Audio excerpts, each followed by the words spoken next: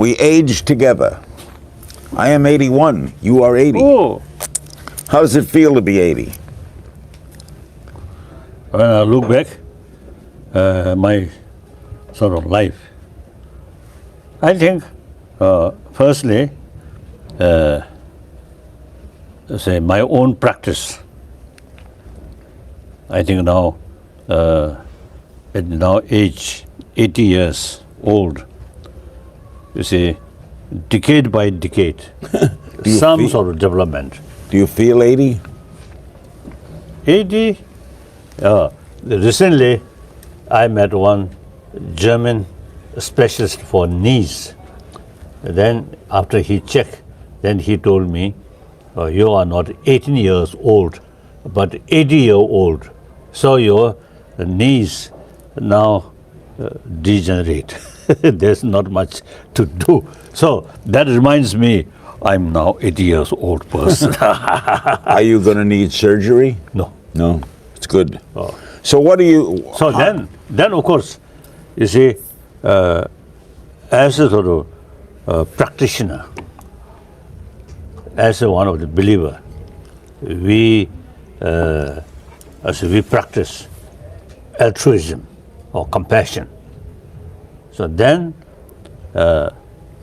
I make sort of some effort to promote affection or loving kindness, not based on religious belief. Simply, we are human beings.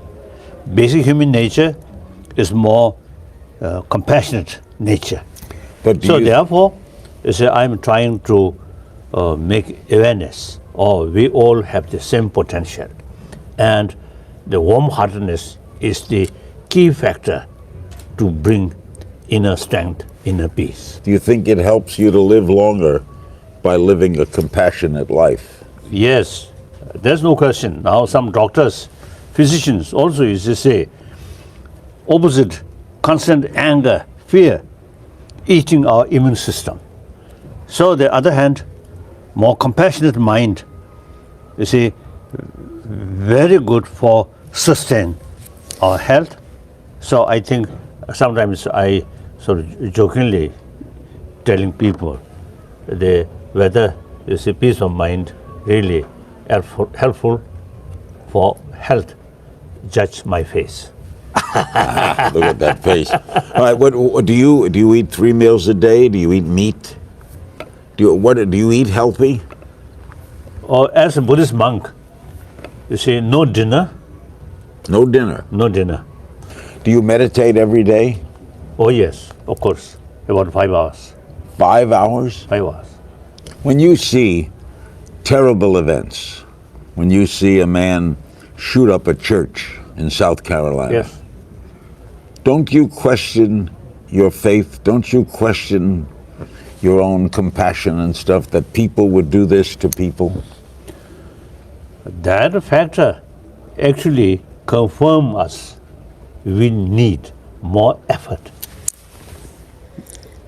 to make awareness the value of compassion. Compassion means it's a sense of concern of others' well-being and respect others' life. When you have that sort of conviction, impossible to bully other, to cheating other, to killing other. But when you see it happening, So that's lacking. don't We are you think, lacking. don't you think the message is failing? No. You see, message not properly channelized. The message of love just inside church, not day-to-day life. And I have strong sort of view in education field, from kindergarten up to university level, we should include some lesson about the inner value with more sort of awareness, so more sort of what's the explanation or study about map of mind or map of emotion.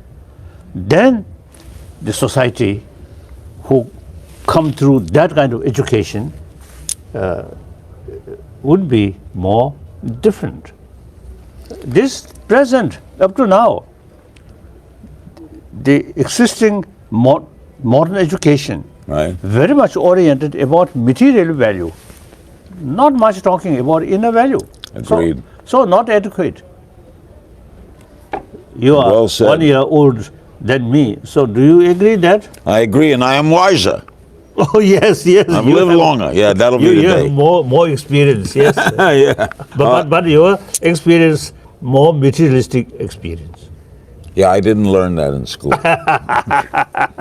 Last week, you met with former President George W. Bush, ahead of the World Affairs Council in Dallas. You're very close with him. He has a birthday the same as yours, right? Yes. You said you admire him for his lifelong commitment to liberty and democracy. Has he had a lifelong commitment to Tibet? Right. Our friendship, you see, all those years, never changing. That's good. I love him as a human being. But some of his policy matter, I frankly told him, you see, some of your policy matter is concerned, I have some reservation. He laughing. Even, you see, he's still president. After Iraq crisis, you see, happened, another opportunity meeting with him in White House. Then I told him, I love you, I respect you, but some of your policy is concerned, I have some reservation. Been in exile since 1959. Right. Help me with something, because time flies and we forget. Why did China exile you? Oh, that's a long history. Don't go that 19. long. Just give me simply. Oh, simple. The Chinese forces came to Tibet in the name of liberation, liberate from very dark, dark, backward, and feudal. So in principle, that's good. Then, you see, they tried to control every Tibetan life, including our education, our spirituality. Then they, you see, instead of listen or instead of sort of investigate on the spot, they simply, you see, impose their belief and backed by force. Then things become worse and worse. So 1954 autumn, I went to Peking. I have several times meeting with Chairman Mao Zedong. At that time, I really developed great hope and confidence. We can work under the leadership of Chairman Mao Zedong. And actually, I may share one of sort of my view. As far as socio-economic theory is concerned, I'm Marxist.